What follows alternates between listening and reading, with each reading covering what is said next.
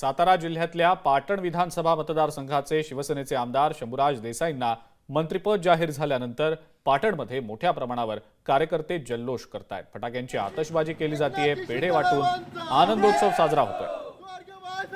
त्याच काही कार्यकर्त्यांसोबत आमचे साताऱ्याचे प्रतिनिधी शशिकांत सूर्यवंशी यांनी संवाद साधला। आपण पाहूया।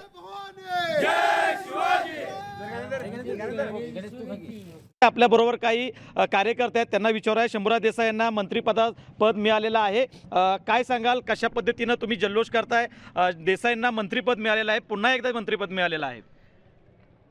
पाटण तालुक्याचे माननीय दमदार आमदार माननीय नामदार शंभूराज देसाई साहेब यांना कॅबिनेट मंत्रिपदी निवड झाली, त्याबद्दल आम्ही सर्व पाटण तालुक्याच्या त्याने कोयनेच्या वतीने त्यांना शुभेच्छा देतो। आणि एक खरोखर एक आनंदाची गोष्ट आहे की तिसऱ्यांदा साहेब मंत्रिपदाची शपथ घेत आहेत।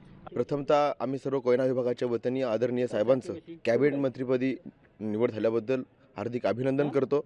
साहेबांच्या हातून जे विकासाचं काम चाललेलं आहे पाटण तालुक्यामध्ये ते असंच कायमस्वरूपी चालू राहणार आहे अशी आमच्याकडे आम्हाला अपेक्षा आहे, आशा आहे।